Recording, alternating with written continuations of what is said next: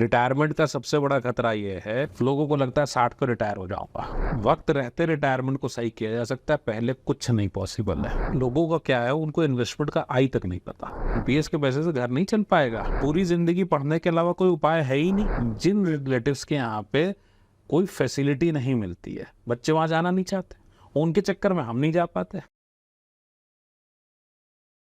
एक छोटा सा पॉइंट पूरे इंडिया को समझना पड़ेगा, बिना उनके पढ़े कुछ नहीं होने। ओके, आप गोल्ड खरीदने जाओगे, यू हैव टू लर्न। आपको टैक्सेशन का, आपको कोई सीए आपको टैक्स प्लानिंग करके नहीं देते। सीएस आपके लिए टैक्स प्लानिंग क्यों करेंगे, आप पैसे देते नहीं हो उतना है। और वैसे भी tax planning is on fast, वो फ्यूचर प्लानिंग करते कब है, सीएस तो प्लानिंग करते नहीं। बट सर, जैसे मैंने देखा बहुत सारे एम्प्लॉयड जो लोग हैं उनका एक सेट पैटर्न है। मतलब जैसे मैं आपको बताऊँ, I have NPS for retirement, I have child plan for my child, PF है, इसके अलावा म्यूचुअल फंड है, और ये थोड़ा बहुत कर करके मैं 60 पे मैं काम चला दूंगा। ये बहुत ही कॉन्फिडेंस के साथ वो ये लोग बोलते हैं। आप मुझसे ऐसी बात कह रहे हो, लोगों का क्या है, उनको इन्वेस्टमेंट का आई तक नहीं पता। Financial planning is the process to achieve success. ठीक है, फाइनेंशियल सक्सेस। बेटी की शादी एक कपड़े में हो सकती है ना। एज ए फादर मैं क्या चाहता हूँ, तो मैं जो चाहता हूँ मैं उस हिसाब से चलूंगा। बच्चे की पढ़ाई, भाई मोदी जी चाय बेचने वाले भी प्रधानमंत्री बन गए, तो मैं अपने बच्चे से उम्मीद नहीं करूं कि वो विद्यासागर बन जाए, और मैं ये उम्मीद नहीं करूं कि वो जाकर के प्रधानमंत्री बन जाए बिना पढ़े। हर किसी की लड़ाई इतनी बड़ी नहीं करा सकता।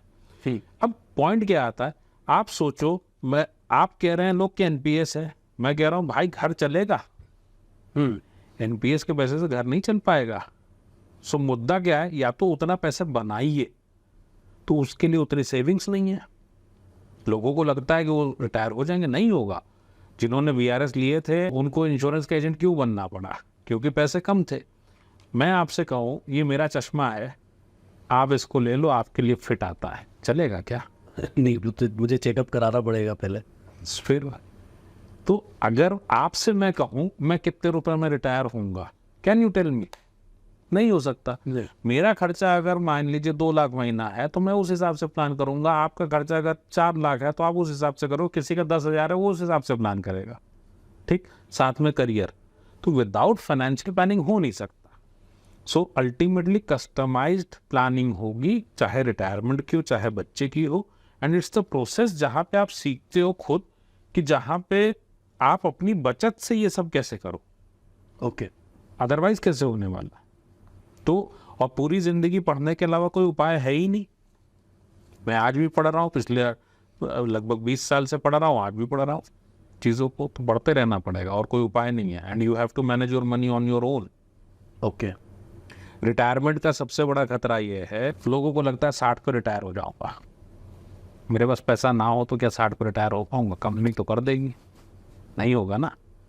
अगर मुझे उसके बाद जाके गार्ड की नौकरी करनी पड़े 60 के बाद, तो इसका क्या सेंस बनता है?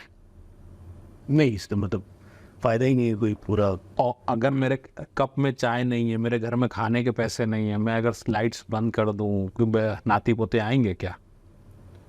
आप सोचो, घर में बच्चे हैं, आज भी हम लोग देखते हैं छोटे बच्चे हैं, जिन रिलेटिव्स के यहाँ पे कोई फैसिलिटी नहीं मिलती है, बच्चे वहाँ जाना नहीं चाहते, उनके चक्कर में हम नहीं जा पाते। सो इसका मतलब आप पेरेंट हो, ग्रैंड पेरेंट हो, आपके यहाँ बच्चे आएंगे? बिल्कुल नहीं आएंगे। अच्छा, आप सोसाइटी का बिल नहीं भरोगे तो क्या इज्जत बनी रहेगी? बिल्कुल नहीं। तो फाइनेंशियल वेलनेस चाहिए, मेंटल वेलनेस चाहिए रिटायरमेंट के बाद। वो कहाँ आएगी? पैसे से ही आएगी ना। अच्छा, एक सवाल है आपसे जी। कोविड में सबको दिक्कत हुई, क्या मिडिल क्लास बीपीएल का कार्ड बनाने गया था? नहीं, बिल्कुल नहीं। Who talks about retirement, who talks about life after retirement? Middle class. अब इसका मतलब क्या है? 70 के बाद पैसा नहीं है, कौन सुनने वाला है? जरा समझा दीजिए। कोई नहीं। तो उसको तो अभी प्लान कर सकते हैं ना।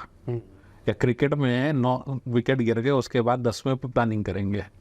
तो वक्त रहते रिटायरमेंट को सही किया जा सकता है, पहले कुछ नहीं पॉसिबल है। ओके। और इसकी जड़ ये है कि we believe our agents are advisors. वो कैसे एडवाइजर हो सकता है?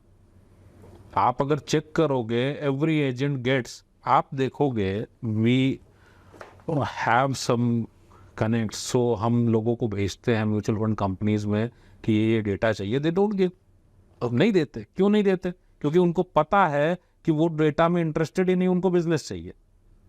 ऐसी कंपनियां हैं, सबसे बड़ी बैंक वाली म्यूचुअल फंड है, उसके यहाँ पे आप बात कर लो तो उसका रिलेशनशिप मैनेजर कहता है सर मैं ओरली लिखा दूँ, वर्बली लिखा दूँ आपको। दे डोंट हैव प्रोडक्ट, जो प्रोडक्ट पेजर होता है, वन पेजर जो हम बोलते हैं, दे डोंट हैव दैट। वो प्रोडक्ट नोट के बारे में बोलता है कि सर मैं लिखा देता हूँ, आप लिख लीजिए इसको ऑन फोन। आप उम्मीद करते हो कि इंडस्ट्री आपको आपके लिए बनी है? It is not possible. एक छोटा सा पॉइंट पूरे इंडिया को समझना पड़ेगा, बिना उनके पढ़े कुछ नहीं। तो आशा करता हूँ आपको इस डिस्कशन से, मजूमदार सर के साथ जो हमने आज डिस्कस किया है, इससे काफ़ी इंसाइट्स मिले होंगे कि आप अपने 40s में बेटर प्लानिंग कैसे कर सकते हैं। और अगर आपको लगता है कि learning is needed, you have some gaps, so you can start learn. Sir next time हम लोग चाहेंगे कि हम लोग रिटायरमेंट पे बात करें, जो लोग 30s में हैं, वो are in their 30s, so they can also get some insight from. बिल्कुल, उनके साथ में उनके लिए कर लेंगे डिस्कशन हम लोग, और ऑक्यूपेशन वाइज भी कर लेंगे। ओके, सो वीडियो को ज़रूर से लाइक करें, अपने दोस्तों के साथ शेयर करें और चैनल को सब्सक्राइब करना ना भूलें, क्योंकि ऐसा इंसाइट आपको और कहीं नहीं मिलेगा।